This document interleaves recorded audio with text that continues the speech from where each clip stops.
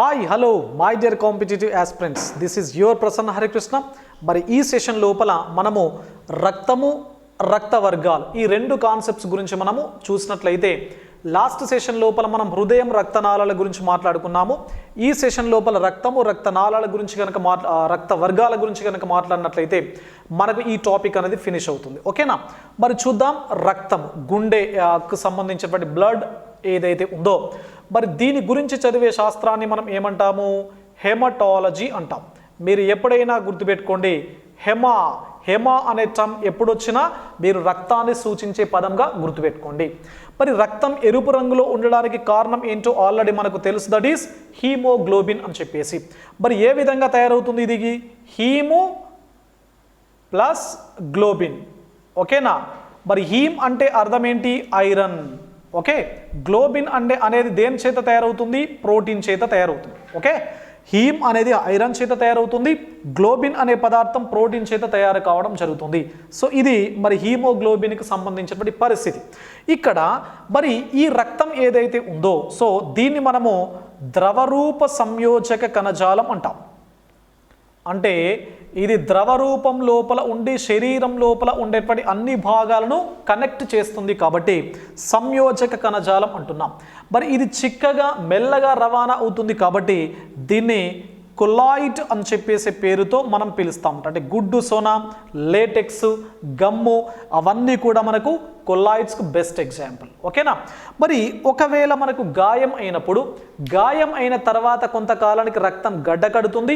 గడ్డ కట్టే సమయం 5 నిమిషాలు. దాని పైన ఒక లేత పసుపు రంగు లోపల ఒక పొర ఏర్పాటు కావడం జరుగుతుంది. సో ఆ పొరను మనం ఏమంటాం అంటే సీరం అని చెప్పేసే పేరుతో పిలుస్తాం. ఓకే, మరి ఇక్కడ సీరం పైన రీసెర్చ్ చేసేటువంటి సంస్థ serum institute of India. Serum institute of India ఇది పూణే లోపల ఉన్నటువంటి సంస్థ.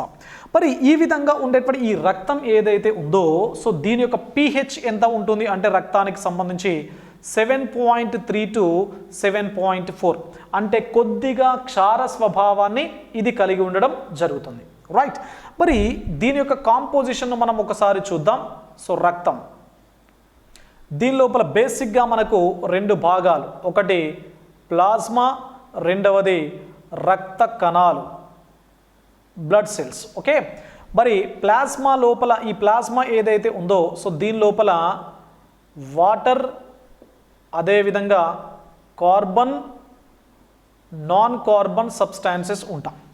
రక్త కణాలకు సంబంధించి ఇందులోపల ఒకటి ఆర్బీసీ, డబ్ల్యూబీసీ అండ్ ప్లేట్లెట్స్, అంటే రక్త ఫలకికలు అని చెప్పేసి 3 రకాలుగా ఉంటాయి.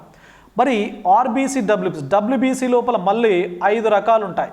బేసిక్గా 2 రకాలు, గ్రాన్యులోసైట్స్ అండ్ ఎగ్రాన్యులోసైట్స్ అని చెప్పేసి ఉంటాయి. అవన్నీ మీకు అవసరం లేదు, డైరెక్ట్గా మనకు ఏంటి acidophils, basophils, neutrophils, monocytes, lymphocytes. Okay, so acidophils, basophils, neutrophils, monocytes and lymphocytes. There is no types in platelets. Okay, మరి ఇది కంప్లీట్గా దీనికి సంబంధించినటువంటి కాంపోజిషన్. ఇప్పుడు ఒక్కొక్కటి చూద్దాం. సింపుల్. మరి ప్లాస్మా యొక్క పర్సంటేజ్ ఎంత ఉండదు రక్తంలో? 55. నెక్స్ట్ రక్త కణాల యొక్క పర్సంటేజ్ ఎంత ఉంటుంది? 45. ఓకే, మరి ఈ 55ను 100%గా ట్రీట్ చేస్తే దీనిలో వాటర్ యొక్క పర్సంటేజ్ ఎంతంటే 90%, 90 to 92% కూడా ఉంటుంది. ఓకేనా? దెన్ మిగిలిపోయినటువంటి పదార్థాలు ఏముంటాయి? Carbon substances, non carbon substances. మరి కార్బన్ చేత తయారయ్యేవి ఏంటి? ముఖ్యంగా ఎక్కువగా కనబడేవి ప్రోటీన్స్. ఇందులో ఆల్బుమిన్స్ అండ్ గ్లోబ్యులిన్స్ అని చెప్పేసి ఉంటాం. సో ఆల్బుమిన్స్ మరియు గ్లోబ్యులిన్స్ అనేటువంటి ప్రోటీన్స్ ఏవైతే ఉన్నాయో ఇవి కార్బన్ చేత తయారు చేయబడేటువంటి ప్రోటీన్లకు best example. Non carbon substances లోపల కాల్షియం, సోడియం, క్లోరైడ్స్ ఎట్సెట్రా ఇవన్నీ కూడా మనకు రక్తం లోపల ఉండేటువంటి ప్లాస్మా లోపల ఉండేటువంటి వివిధ రకాల పదార్థాలు. ఓకే, అంటే ప్లాస్మా లోపల అత్యధికంగా ఏది ఉంటుందన్నట్లు? Water composition. Then come to రక్త కణాలు, ఇవి 45%. వీటిని 3 రకాలుగా మనం క్లాసిఫై చేస్తున్నాం. ఇందులోపల ఆర్బీసీ అంటే రెడ్ బ్లడ్ సెల్స్, వీటినే మనం ఏమంటాం అంటే ఎరిథ్రోసైట్స్ అంటాం. ఓకే, సైట్ అంటే కణము, ఎరిత్రా అంటే అర్థం ఏంటి అంటే రెడ్. ఓకే, మరి ఈ ఎరిథ్రోసైట్స్ను మీరు చూసినట్లయితే సో ఈ ఎరిథ్రోసైట్స్ రైట్ లేని జీవి ఏది అంటే వానపాము.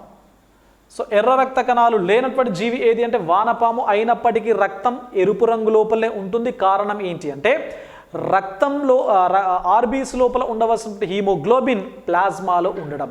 ఓకే, హీమోగ్లోబిన్ ఉంటే రెడ్ కలర్, అది ఆర్బీసీలో ఉందా ప్లాజ్మాలో ఉందా పక్కన పెట్టండి. ఓకే, దెన్ మరి ఈ దీనికి సంబంధించినటువంటి షేప్ ఎట్లా ఉంటుంది అంటే ఇది గుండ్రంగా కానీ ద్విపుటాకారం లోపల కానీ బల్లపరుపుగా కానీ ఉంటాయి. మరి ఈ విధంగా ఉండేటువంటి ఈ ఆర్బీసీలు ఎక్కువగా అంటే ఆర్బీసీ పెద్ద ఆర్బీసీ ఉన్నటువంటి జీవి ఏది అంటే ఎలిఫెంట్. సో చిన్నగా ఉండేటువంటి జీవి ఏది అంటే కస్తూరి జింక. ఓకే, సో కస్తూరి జింక లోపల ఆర్బీసీలు చిన్నగా ఉంటాయి, ఎలిఫెంట్ లోపల పెద్దగా ఉంటాయి. మరి ఈ ఆర్బీసీలు ఎక్కడ తయారు చేయబడతాయి అంటే ఎముక మజ్జ, కాలేయము మరియు ప్లీహం. ఈ కాలేయము ప్లీహం అనేది చిన్న పిల్లల లోపల తయారు చేయబడతాయి. ఎముక మధ్య లోపల పెద్దవారికి సంబంధించినటువంటి ఆర్బీసీలు తయారు చేయబడతాయి. మరి ఈ తయారైన తర్వాత ఎన్ని రోజుల జీవిత కాలాన్ని కలిగి ఉంటాయి ఇవి అంటే 120 డేస్. ఓకేనా, మరి 120 డేస్ పూర్తయిన తర్వాత ఏమవుతాయి? చనిపోతాయి. ఎక్కడ చనిపోతాయి అంటే ప్లీహం లోపల చనిపోతాయి. కాబట్టి దీన్ని ఆర్బీసీల యొక్క శ్మశాన వాటిక అని చెప్పేసి ప్లీహాన్ని మనం పిలుస్తాం. So burial ground or graveyard of RBC అని చెప్పేసి పేరుతో ప్లీహాన్ని మనం పిలవడం జరుగుతుంది, గుర్తుపెట్టుకోవాలి. మరి ఇక్కడ ఆర్బీసీలో హీమోగ్లోబిన్ ఎంత ఉంటుంది అంటే పురుషుల లోపల ఇది 14 to 18% nothing but milligrams per ML. So milligrams per ML. Then next ఇక్కడ స్త్రీలను మీరు గమనించినట్లయితే ఇందులోపల పురుషుల లోపల 14 to 18 milligrams per DL, that is decilitre. Next స్త్రీల లోపల 12 to 16 మిల్లీగ్రామ్స్ పర్ డెసిలీటర్ అంటే 100 ml అన్నమాట. ఓకేనా, దెన్ మరి ఇది ఏది ఆర్బీసీకి సంబంధించి. Then come to WBC, white blood cells అంటే తెలుపు రంగు లోపల ఉండేటువంటి కణాలు అన్నమాట. మరి ఈ వైట్ బ్లడ్ సెల్స్ ఎట్లా ఉంటాయి, ఎక్కడ తయారు చేయబడతాయి, వీటి యొక్క షేప్ ఏంటి అంటే షేప్ అమీబాయిడ్ షేప్, అంటే నిర్దిష్టంగా వీటికి ఎట్లాంటి ఆకారం అనేది ఉండదు. మరి ఇక్కడ వీటి యొక్క జీవిత కాలం ఎంత అంటే 12 to 13 డేస్. ఎక్కడ పుడతాయి ఇవి అంటే శోషరస గ్రంథులు. ఓకే, లింఫ్ గ్లాండ్స్ అని చెప్పేసి అంటాం. ఇవి మన బాడీ మొత్తం కూడా శోషరస గ్రంథులు ఉంటాయి. ఈ శోషరస గ్రంథుల లోపల మనకు డబ్ల్యూబీసీల యొక్క తయారీ అనేది జరుగుతుంది. మరి ఈ విధంగా 12 to 13 డేస్ అనేది ఉంటాయి. కంప్లీట్గా మానవ లోపల ఎన్ని ఉంటాయి అంటే 9000 per 1 cubic ml. సో ఒక క్యూబిక్ ఎంఎల్కి 9000 డబ్ల్యూబీసీ ఉంటాయి. ఒక క్యూబిక్ ఎంఎల్కి ఆర్బీసీలు ఎంత ఉంటాయి అంటే 4 to 6 మిలియన్స్, 4 నుంచి 6 మిలియన్లు డబ్ల్యూబీసీలు ఉంటే ఆర్బీసీలు ఉంటే డబ్ల్యూబీసీలు కేవలం 9000 మాత్రమే ఉంటాయి. మరి ఈ విధంగా ఉండేటువంటి డబ్ల్యూబీసీలను మనం 5 రకాలుగా వర్గీకరించాము. సో ఎసిడోఫిల్స్ అని చెప్పేసి. మరి ఏం చేస్తాయి ఎసిడోఫిల్స్ అని గమనించినట్లయితే ఎలర్జీకి వ్యతిరేకంగా ఇవి పోరాటం చేస్తాయి. సింపుల్ ఫంక్షన్ చెప్తున్నాను, గుర్తుపెట్టుకోండి. బేసోఫిల్స్ ఇవి గాయాలను మాన్పడం లోపల ముఖ్య పాత్ర పోషిస్తాయి. న్యూట్రోఫిల్స్ ఇవేం చేస్తాయి, ఇవి కూడా గాయాలను మాన్పడం లోపల ముఖ్య పాత్ర పోషిస్తూ ఉంటాయి. మానోసైట్స్, సో ఈ మానోసైట్స్ కూడా ఎందు లోపల ముఖ్య పాత్ర పోషిస్తాయి అంటే మళ్ళీ సో గాయాలు healing of injuries. So lymphocytes ఇవి వివిధ రకాల సూక్ష్మ జీవుల పైన పోరాటం చేసేటువంటి కణాలు అన్నమాట. ఓకే, మన శరీరం లోపలికి వివిధ రకాల సూక్ష్మ జీవులు ఎంటర్ అయినప్పుడు బ్యాక్టీరియానో వైరస్ అవో ఇవో ఎంటర్ అయినప్పుడు వాటిపైన అటాక్ చేయడం కోసం వాటిని గుర్తించడం లోపల ముఖ్య పాత్ర పోషించే కణాలు ఏవి అంటే లింఫోసైట్స్ అనేటువంటి కణాలు. మరి ఈ లింఫోసైట్స్ మనకు బేసిక్గా లింఫోసైట్స్ 2 రకాలు ఉంటాయి. ఒకటి టీ లింఫోసైట్స్, రెండవది బి లింఫోసైట్స్. మరి టీ లింఫోసైట్స్ ఏం చేస్తాయి ఇవి అంటే ఫర్ ఎగ్జాంపుల్ ఇది సూక్ష్మజీవి అనుకోండి. ఈ సూక్ష్మజీవి పైన ఒక ప్రత్యేకమైనటువంటి ప్రోటీన్ లేదా పాలీసాకరైడ్ పదార్థం ఉంటుంది. ఈ పదార్థాన్ని మనం ఏమంటాం అంటే యాంటీజెన్ అనేటువంటి పేరుతో పిలుస్తాం. ఓకే, యాంటీజెన్ లేదా ప్రతిజనకం అని చెప్పేసి అంటాము. మరి ఈ ప్రతిజనకాన్ని ఐడెంటిఫై చేసేది ఎవరు అంటే టీ లింఫోసైట్స్. ఓకే, ఐడెంటిఫై చేసిన తర్వాత ఇన్ఫర్మేషన్ ఎవరికి వెళ్తుంది? B lymphocytes. ఫలితంగా దీనికి వ్యతిరేకంగా బి లింఫోసైట్స్ వేటిని ఉత్పత్తి చేస్తాయి అంటే యాంటీబాడీస్ అనేటువంటి ప్రోటీన్స్ను ఉత్పత్తి చేస్తాయి. అంటే ప్రతిదేహాలను ఉత్పత్తి చేయడం జరుగుతుంది. ఫలితంగా ఈ ప్రతిదేహాలు ఇక్కడికి వెళ్ళి కంప్లీట్గా దీన్ని డిస్ట్రక్ట్ చేస్తాయి, దీన్ని నాశనం చేయడం జరుగుతుంది. ఫలితంగా మన లోపల ఇమ్యూనిటీ, వ్యాధి నిరోధక శక్తి అనేది పెరుగుతుంది. ఓకే, మరి ఇట్లాంటి ప్రాసెస్ లోపల ముఖ్య పాత్ర పోషించే కణాలు ఏవి అంటే లింఫోసైట్ అనేటువంటి కణాలు. దెన్ ప్లేట్లెట్స్, రక్త ఫలకికలు అని చెప్పేసి వీటి యొక్క జీవితకాలం జస్ట్ 3 to 10 days అనేవి ఉంటుంది. వీటి లోపల కేంద్రకం అనేది ఉండదు, గుర్తుపెట్టుకోండి. సో కేంద్రకం ఏదైతే ఉందో, కేంద్రకం అనేది అన్ని రకాల కణాల లోపల ఉంటుంది. ఆర్బీసీ ఏదైతే ఉందో ఆర్బీసీ లోపల, క్షీరదాల ఆర్బీసీ లోపల కేంద్రకం అనేది ఉండదు. కానీ అన్ని ఆర్బీసీ లోపల కేంద్రకం అనేది ఉంటుంది. కానీ ఒంటె మరియు లామా అనేటువంటి క్షీరదాల ఆర్బీసీ లోపల కేంద్రకం అనేది ఉంటుంది, గుర్తుపెట్టుకోండి. ఆర్బీసీ లోపల కేంద్రకం ఉండదు మానవునికి సంబంధించి లేదా ఇతర క్షీరదాలకు సంబంధించి. కానీ ఒంటె మరియు లామా అనేటువంటి క్షీరదాల యొక్క ఆర్బీసీ లోపల ఒక నిర్దిష్టమైనటువంటి కేంద్రకం అనేది ఉంటుంది, చాలా ఇంపార్టెంట్. ఓకే, సో ప్లేట్లెట్స్, రక్త ఫలకికల లోపల కేంద్రకం ఉండదు. వీటి యొక్క జీవితకాలం 3 to 10 days. మరి వీటి యొక్క సంఖ్య ఎంత ఉంటుందంటే 1.5 to 4.5 lakhs అనేది వీటి యొక్క సంఖ్య మానవుని శరీరానికి సంబంధించి. మరి వీటి యొక్క సంఖ్య ఎప్పుడు తగ్గుతుంది అంటే డెంగీ వైరస్ లేదా డెంగ్యూ వైరస్ ఎప్పుడైతే మన పైన అటాక్ చేస్తుందో, మీరు జనరల్గా డెంగ్యూ పేషెంట్స్ని గమనించినట్లయితే ప్లేట్లెట్ కౌంట్ తగ్గుతుంది అని చెప్పేసి అంటూ ఉంటారు. ఎంత ఉండాలి జనరల్గా అంటే 1.5 lakhs to 4.5 lakhs అనేది ఉండాలి. మరి బాగా తగ్గుతుంది, 80,000, 70,000, 30, 40కి ఈ విధంగా తగ్గిపోతుంది. కారణం ఎవరు? డెంగ్యూ వైరస్ అనేది ప్లేట్లెట్స్ పైన అటాక్ చేయడం అనేది దానికి సంబంధించినటువంటి కారణం. ఓకే, సో ఇది మరి మనకు బ్లడ్, రక్తానికి సంబంధించినటువంటి పరిస్థితి. మరి ఈ విధంగా ఉండేటువంటి ఈ బ్లడ్ ఏదైతే ఉందో దీన్ని మనం ఏ విధంగా నిల్వ చేస్తాం? అసలు ఎక్కడ నిల్వ చేస్తాం అంటే బ్లడ్ బ్యాంక్స్ ఉంటాయి కదా, బ్లడ్ బ్యాంక్స్ లోపల నిల్వ చేయడం కోసము ఏం కలపాలి? మన బాడీ లోపల రక్తము గడ్డ కట్టకుండా తోడ్పడేటువంటి పదార్థం ఏది అంటే హెపారిన్. మరి బ్లడ్ బ్యాంక్స్ కృత్రిమమైనవి. అక్కడ ఏం కలుపుతాం మనము అంటే సోడియం, పొటాషియం, అల్యూమినియంల యొక్క సిట్రేట్లను, అదేవిధంగా ఆక్సలేట్లను మనము కలుపుతాం.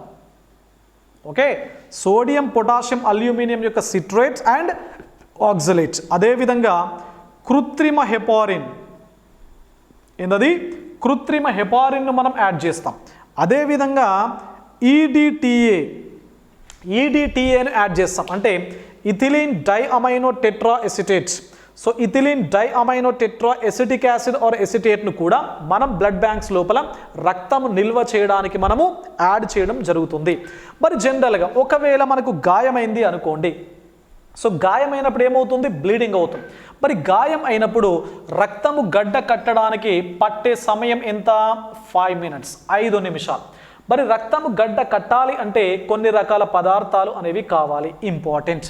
రక్తము గడ్డ కట్టడానికి తోడ్పడేటువంటి పదార్థం ఏంటి అంటే ఫైబ్రినోజన్ కారకాలు. ఇవి ఫైబ్రినోజన్ అండ్ ప్రోథ్రాంబిన్. రక్తము గడ్డ కట్టడానికి తోడ్పడేటువంటి కారకాలు అని చెప్పేసి ఎగ్జామ్ లోపల కనుక అడిగితే ఫైబ్రినోజన్ అండ్ ప్రోథ్రాంబిన్. నెక్స్ట్ ఒకవేళ ఎంజైమ్ ఏది అని అడిగింది అనుకోండి, థ్రాంబోకైనేస్ అని చెప్పేసి గుర్తుపెట్టుకోండి. ఒకవేళ విటమిన్ ఏది అన్నాడు అనుకోండి, కే విటమిన్ అనేది గుర్తుపెట్టుకోండి. ఒకవేళ మూలకం ఏది అన్నాడు అనుకోండి, అప్పుడు కాల్షియం అని చెప్పేసి గుర్తుపెట్టుకోండి. ఓకేనా? So fibrinogen, prothrombin, థ్రాంబోకైనేస్, potassium and K vitamin and calcium. So ఇవి రక్తం గడ్డ కట్టడానికి తోడ్పడేటువంటి పదార్థాలు, వివిధ రకాల పదార్థాలు. ఓకేనా? సో ఇది రక్తానికి సంబంధించి. ఇప్పుడు లాస్ట్ కాన్సెప్ట్ ఏంటి మనకు?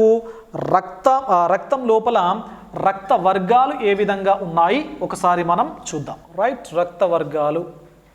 So blood groups. ఓకే, మరి రక్త వర్గాలను మొదటిసారిగా ఐడెంటిఫై చేసినటువంటి శాస్త్రవేత్త ఎవరంటే కార్ల్ ల్యాండ్ స్టీనర్. గుర్తుపెట్టుకునే సంవత్సరం కూడా 1900 లోపల ఇతను ఐడెంటిఫై చేశారు. సో ఇతను ఐడెంటిఫై చేసినవి ఏంటి అంటే ఏబిఓ. తర్వాత ఐడెంటిఫై చేయబడింది ఏది అంటే ఏబి అనేటువంటి బ్లడ్ గ్రూప్. అంటే ఇప్పుడు అఫీషియల్గా మనకు ఏబిఓ అండ్ ఏబి ఉన్నాయి. M blood group, N blood group, S blood group, P blood group, Bombay blood group ఇవన్నీ కూడా ఉంటాయి. సో మనకు ఇవైతే మీరు గుర్తుపెట్టుకునేటువంటి ప్రయత్నం చేయండి. మరి ఈ బ్లడ్ గ్రూప్స్ ఏవైతే ఉన్నాయో వీటి లోపల మన ప్రపంచం లోపల అత్యధికంగా కనబడేటువంటి బ్లడ్ గ్రూప్ ఏది అంటే జనరల్గా ఓ. అత్యధిక వ్యక్తుల లోపల ఉండేటువంటి blood group O positive. Next అతి తక్కువగా ఉండేటువంటి బ్లడ్ గ్రూప్ ఏంటి అంటే ఏబి పాజిటివ్. ఓకే, మరి ప్రపంచం లోపల ఎవరికైనా ఇచ్చే బ్లడ్ గ్రూప్ ఏది అంటే ఓ నెగటివ్. కాబట్టి వీరిని మనం ఏమంటాము? విశ్వదాతలు, యూనివర్సల్ డోనార్స్ అంటాం.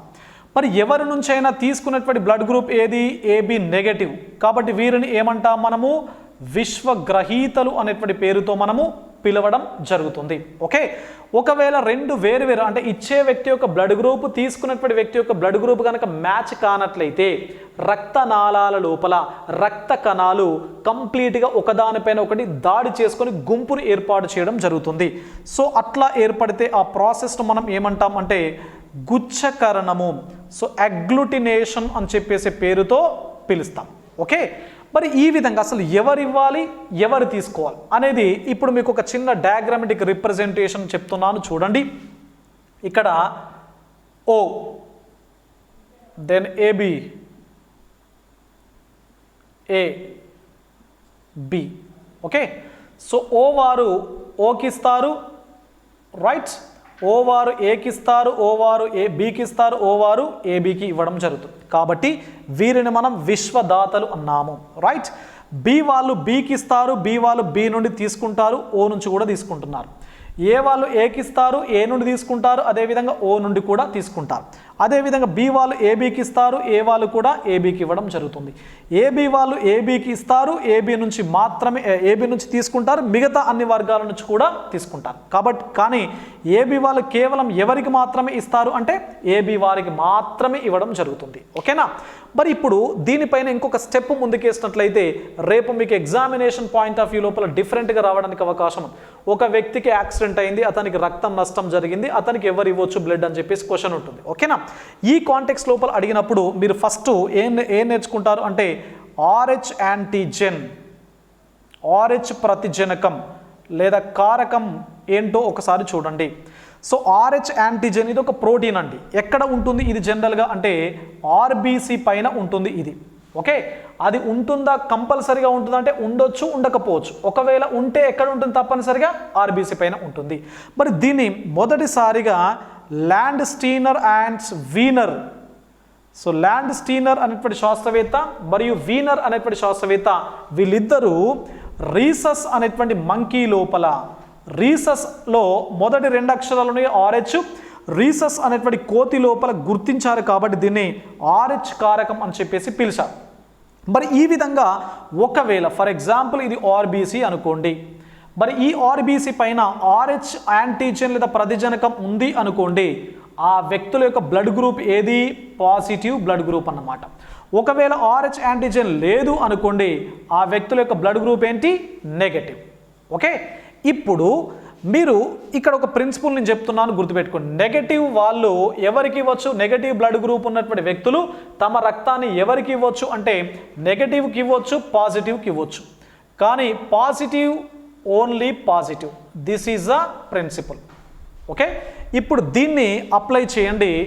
ఓ నెగటివ్, మరి ఓ నెగటివ్. సో ఓ వాళ్ళు ఎవరికి ఇస్తున్నారు? ఓకి ఇస్తున్నారు. నెగటివ్ ఎవరికి ఇస్తారు? Negative positive. కాబట్టి ఓ నెగటివ్, ఓ పాజిటివ్. ఇంకా ఎవరికి ఇస్తున్నారు? ఏ. మరి ఉన్నదేంది పైన ఇక్కడ? నెగటివ్. కాబట్టి ఏ నెగటివ్, ఏ పాజిటివ్. ఇంకా ఎవరికి ఇస్తున్నారు? B. Then B negative, B positive. ఇంకా ఎవరికి ఇస్తున్నారు? AB. Then AB negative, AB positive. Okay, then O positive. So O వాళ్ళు ఎవరికి ఇస్తున్నారు? ఓకి ఇస్తున్నారు. Positive only positive. కాబట్టి O positive, A positive, B positive, AB positive. Then A negative. A వాళ్ళు ఎవరికి ఇస్తున్నారు? ఏకి ఇస్తున్నారు. Then A positive A negative. ఇంకెవరికి ఇస్తున్నారు? AB, then AB negative AB positive. Next A positive, A వాళ్ళు ఎవరికి ఇస్తున్నారు? ఏకి ఇస్తున్నారు, ఏబికి ఇస్తున్నారు. కాబట్టి positive only positive, that is ఇట్లా. ఓకే, మిగతా అన్నీ కూడా ఒకసారి మీరు చేయండి. రైట్. సో ప్రిన్సిపుల్ ఇది. ఈ ప్రిన్సిపుల్ను జాగ్రత్తగా గుర్తుపెట్టుకోండి. ప్రిన్సిపుల్ను ఈ డయాగ్రామెటిక్ రిప్రజెంటేషన్కు అప్లై చేయండి. సో మీకు ప్రాబ్లం ఏ విధంగా వచ్చినా ఎగ్జామ్ లోపల మీరు ఈజీగా చేయడానికి అవకాశం అనేది ఉంటుంది. సో దెన్ ఇందు లోపల ఇంకొక కాన్సెప్ట్ ఏంటి అంటే ఎరిథ్రోబ్లాస్టోఫీటాలిస్.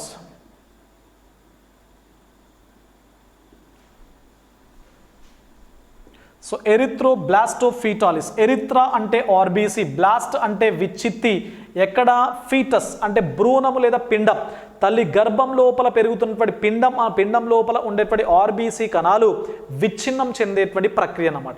ఏ సందర్భాల లోపల ఇది జరుగుతుంది అంటే ఒకవేళ తల్లి యొక్క బ్లడ్ గ్రూప్ ఏదైతే ఉందో RH నెగటివ్ ఉండి తను RH పాజిటివ్ ఉన్నటువంటి వ్యక్తిని పెళ్లి చేసుకుంది అనుకోండి. అప్పుడు వీళ్లకు జన్మించే సంతానం, మొదటి సంతానం ఒకవేళ RH పాజిటివ్ కనుక పుడితే, RH పాజిటివ్ అవుతే, సో మొదటి సంతానం లోపల ఏం ప్రాబ్లం కాదు.